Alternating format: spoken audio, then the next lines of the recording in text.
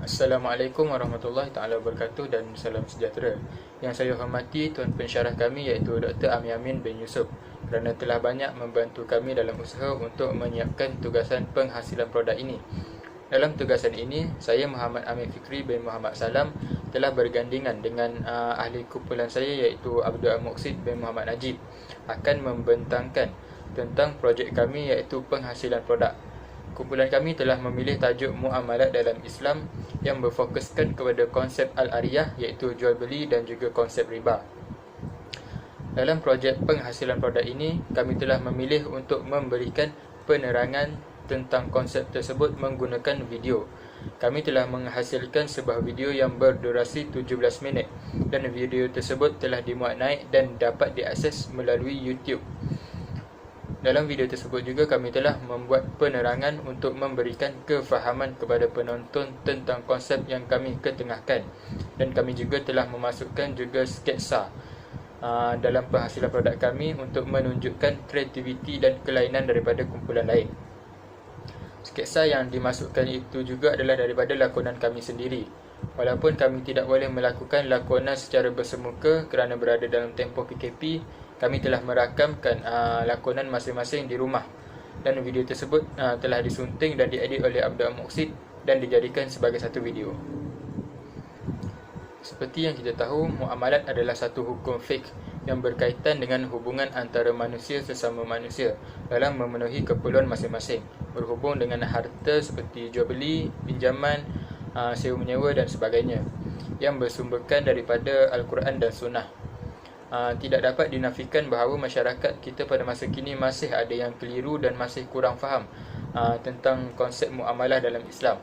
Jadi dengan video ini ia akan menyampaikan penerangan dan matlamat konsep muamalah Islam tersebut. Berdasarkan maqasid syariah ataupun tujuan syariah, surahan dalam Islam ini adalah bertujuan untuk memberikan manfaat kepada yang melakukannya, bukan sahaja memberi manfaat di dunia tapi di akhirat juga. Larangan yang ditetapkan adalah bertujuan untuk menjauhkan manusia daripada melakukan perkara-perkara yang boleh mendatangkan keburukan atau mudarat seperti riba, penipuan dan sebagainya. Sedikit kupasan mengenai pinjaman. Salah satu daripada fokus kami dalam penghasilan produk ini ialah Al-Ariyah atau pinjaman, yang bermaksud mengambil manfaat daripada barang pinjaman tersebut tanpa memilikinya. Hukum pinjaman adalah harus selari dengan dalil Al-Quran serta ijma' ulama'. Sebagaimana dalil Al-Quran yang berbunyi, dan tolong menolonglah kamu dalam perkara kebajikan dan takwa. Pinjaman dalam muamalah juga telah menggariskan beberapa rukun dan syarat, seperti mana yang diterangkan di dalam video penghasilan produk kami.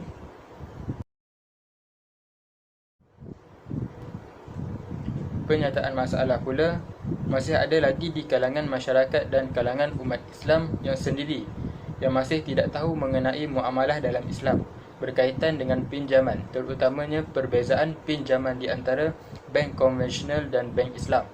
Walaupun bank Islam dan bank konvensional ada menawarkan perkhidmatan yang sama, tetapi bank Islam telah mengikut prinsip-prinsip syariah seperti yang melarang perbuatan perniagaan yang haram, riba, gharar dan zulmi. Dalam konteks pinjaman pula, bank Islam tidak akan mengenakan kadar faedah ke atas peminjam yang melakukan pinjaman. Berbeza dengan bank konvensional, peminjam yang membuat pinjaman akan dikenakan faedah di atas pinjaman tersebut. Kadar faedah tersebutlah yang dikatakan sebagai riba di dalam Islam.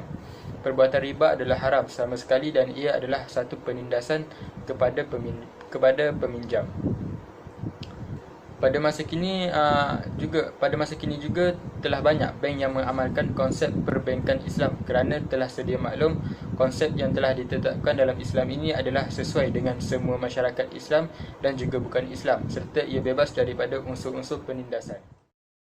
Jadi, sebagai penyelesaian kepada masalah ini adalah masyarakat haruslah mendalami ilmu agama dengan mendalam agar kita dapat memahami tentang konsep atau hukum-hukum yang dibolehkan dan apakah hukum-hukum yang dilarang di dalam Islam. agar kita tidak terjerumus kepada perkara-perkara yang dilarang yang boleh memberikan kesan buruk kepada diri sendiri dan juga kepada masyarakat. Assalamualaikum warahmatullahi wabarakatuh. Alhamdulillahirabbil alamin wassalatu wassalamu ala asyrafil anbiya'i wal mursalin wa ala alihi wa sahbihi ajma'in. Amma ba'. Alhamdulillah, selesai sudah projek saya yang kedua, iaitu penghasilan produk kami, iaitu kami menggunakan seperti yang diterangkan oleh Ahmad tadi, kami menggunakan platform YouTube sebagai tempat kami berkongsi pendapat dan sedikit ilmu tentang asas muamalah Islam, itu pinjaman dan riba.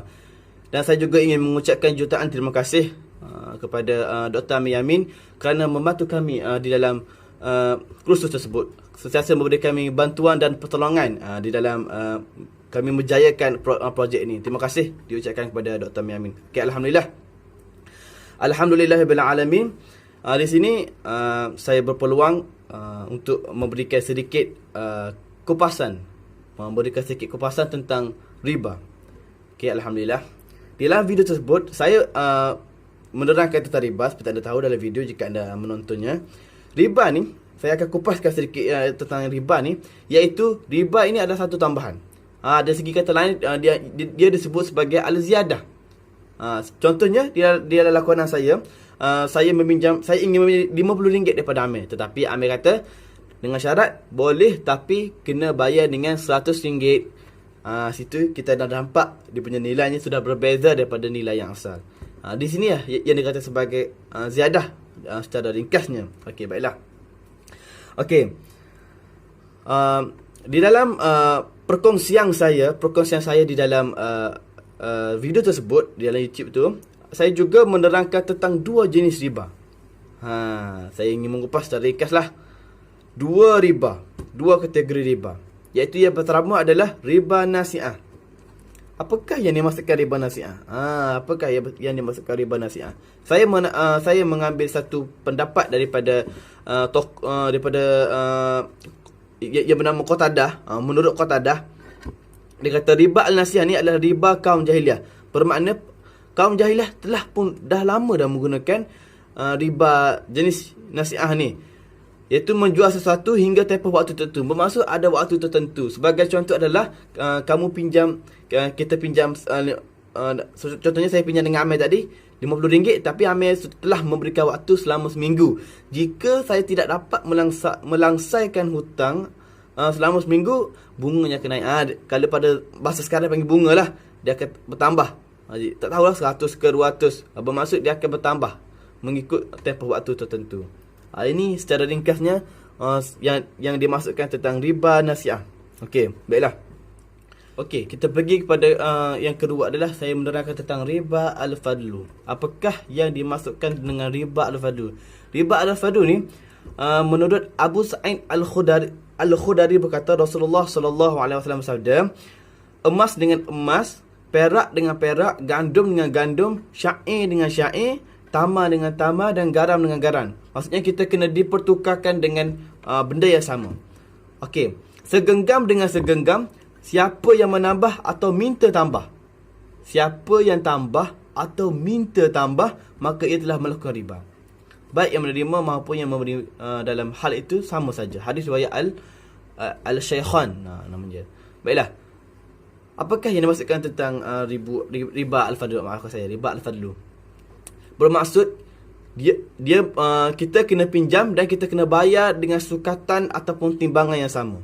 Sebagai contoh, saya meminjam emas dengan kawan saya. Saya wajib membayar dengan emas.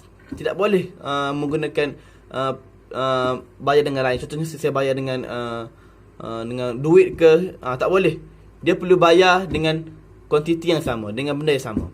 Dan dia perlu kuantiti yang sama. Contohnya macam saya membayar tepung ataupun membayar beras yang telah saya pinjam, jadi saya kena bayar dengan jumlah yang sama. Jadi yang saya pinjam, yang pemberi pinjam tu tidak boleh kata untuk tambah ke sebagainya, tak boleh. Tidak boleh memberi tambah, tak boleh. Sebab dia akan menjadikan unsur riba. Dia perlu sukatan yang sama, kuantiti yang sama, bilangan sama. Tidak ada pertambahan ataupun pengurangan. Inilah yang dimaksudkan riba al-fadlu. Berbeza dengan riba an-nasi'ah yang saya terangkan tadi, di mana ada riba yang ada tempoh tertentu, tak bayar tak bayar cukup bulan, contoh diberi masa 1 bulan tak boleh bayar, bertambah.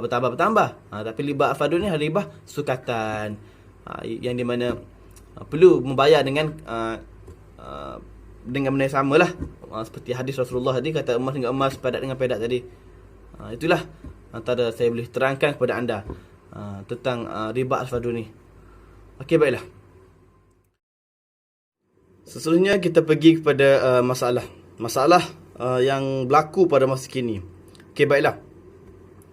Antara yang masalah yang berlaku pada masa kini adalah dua lah. Iaitu sistem perbankan dan sistem insurans. Sistem perbankan ni dianya berlaku apabila seseorang itu ingin membuat satu pinjaman wang dengan bank untuk membeli tanah, ke kereta, ke rumah dan sebagainya. Dan dia perlu membuat pinjaman lah dengan bank-bank yang dia ingin buat pinjam tu lah. Jadinya apabila dia buat pinjaman, kebiasaannya bank-bank ni mempunyai kadar faedah yang tertentu, ataupun dipanggil sebagai interest. Dalam bahasa Inggeris dia lah interest. Jadi interest ni lah yang dipanggil sebagai unsur riba. Dia menambah pada nilai wang untuk kita pinjam tu. Jadi di sinilah menyebabkan berlakunya permasalahan riba dalam pada masa kini. Dan apabila seseorang itu tidak mampu membayar pinjaman tersebut disebabkan oleh penambahan ziyadah daripada kadar faedah tadi, seseorang itu terpaksa membawa kes ni. Jadi yang tidak boleh bayar ni, kesnya akan dibawa kepada mahkamah. Dan jika tidak boleh bayar lagi, jika gagal lagi ataupun sebagainya, terpaksa diisytiharkan muflis. Kesian bagi orang yang tidak mampu dan sebagainya, yang berpendapatan rendah dan sebagainya. Yang kedua adalah masalah pada sistem insurans. Sistem insurans ni apabila ketua dia ni, dia meletakkan faedah kepada peserta yang menyertai insurans tu. Jadi disebabkan perkara inilah menyebabkan berlakunya pertambahan lah pada insurans ni. Walaupun sebenarnya insurans ni seperti insurans nyawa ni sebenarnya salah di sisi Islam ni. Dia tidak boleh insurans nyawa ni, sebab nyawa ni Allah yang aturkan. Tidak ada insurans dan sebagainya. Jadi kita kena bergantung pada Allah Subhanahu Wa Taala dan bukan pada insurans. Jadi disebabkan ketua dia lah yang meletakkan kadar faedah yang tertentu, menyebabkan ketidakadilan dan tidak kena untuk pembayar ni untuk membayar disebabkan kadar faedah yang telah ditetapkan. Ini antara unsur-unsur riba yang terdapat dalam sistem insurans. Okey, baiklah. Dalam permasalahan pasti ada cara untuk menyelesaikannya. Contohnya seperti tadi saya telah menerangkan tentang sistem perbankan dengan sistem insurans. Namun ada cara untuk menyelesaikan masalah. Okey, cara untuk menyelesaikan masalah untuk sistem perbankan adalah kita menggunakan sistem perbankan yang mengikut Al-Quran dan As-Sunnah, mengikut konsep Al-Quran dan As-Sunnah, di mana kita mengamalkan konsep seperti mudharabah, konsep seperti wadi'ah, musyarakah, murabah, hijarah dan sebagainya. Dengan kita menggunakan konsep seperti ini, dengan secara tidak langsung kita akan mengikut syariat Islam, di samping dapatlah kita menjadikan seorang Islam, seorang yang beragama Islam, yang tahu dan patuh pada agama Allah Subhanahu Wa Taala. Jadi kita dengan mengikut konsep seperti inilah dapat kita menghindari diri kita daripada menggunakan unsur riba. Dan yang kedua adalah kita menggunakan sistem yang dimaksudkan sebagai takaful ni adalah dia merupakan salah satu konsep insurans. Dia hampir sama dengan insurans, tetapi dia berasaskan dengan muamalat Islam yang berlandaskan dengan hukum syariah.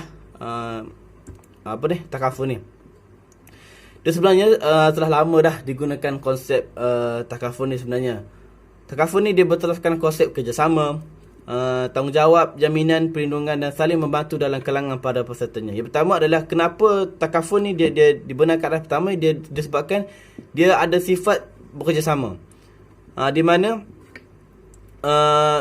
dia dapat membantulah si peminjam ni berdasarkan dalil Allah Ta'ala, dan tolong menolonglah kamu dalam mengerjakan kebajikan dan takwa. Janganlah kamu tolong menolong dalam berbuat dosa dan pembusahan. Contohnya seperti riba tadi lah, yang dia membantu membuang perkara-perkara haram, dan dia dapat mengerjakan tolong menolong dalam kebajikan.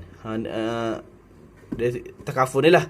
Yang pertama, betul manfaat daripada takafur ni, dia melalui semangat kerjasama dan tanggungjawab sesama peserta, amalan menyumbang dan kebajikan memberikan peluang kepada para peserta ni yang menyertai takafur ni untuk mendapat manfaat dalam dua bentuk keuntungan. Pertama, keuntungan dari segi kewangan menerusi pelan takafur itu sendiri. Dia dapat daripada takafur itu sendirilah. Jadi yang kedua adalah manfaat daripada segi rohaniah, di mana para peserta ni dapat memenuhi tanggungjawab yang disyariatkan oleh agama dan tuntutan sosial melalui kaedah tabarruk. Sistem takafur ni tidak hanya bermanfaat kepada muslim sahaja, malah ia turut memberi kebaikan pada semua peserta tanpa mengira agama atau bangsa mereka. Jadi inilah antara manfaat yang kamu akan perolehi daripada penggunaan takafur. Dan kita ni sebagai umat Islam ni seharusnya menolak secara terang-terangan perkara-perkara yang haram seperti tadi. Riba ni, perkara haram jangan buat. Jadi kita buat perkara-perkara yang halal, seperti konsep takafur yang telah diajarkan oleh Islam. Dia konsep yang sama, cuma dia berlandaskan agama Islam. Jadi itu saja perkongsian saya pada hari ini, dan secara kesimpulannya adalah kita sebagai umat Islam yang berpegang teguh pada agama Allah, dan kita tahu dan kita mengamalkan ajaran Al-Quran dan As-Sunnah, hendaklah kita ni bekerjasama di dalam jalan Allah. Dan janganlah kita ni membuat dosa yang menjadi sebab kita ni menjadi rasa kita rasa tidak gelesah, rasa sedih, dan kita takut menjadi sebab kita masuk ke dalam neraka. Itu paling kita takut sekali. Wa na'udzubillahi min zalik. Jadi itu sajalah perkongsian saya pada hari ini, berdasarkan video yang saya terangkan di dalam YouTube yang saya sudah, projek saya yang telah saya buat pada baru-baru ini. Jadi semoga dapat memberi manfaat kepada kamu semua. Jadi wabillahi taufiq wal hidayah. Wassalamualaikum warahmatullahi wabarakatuh.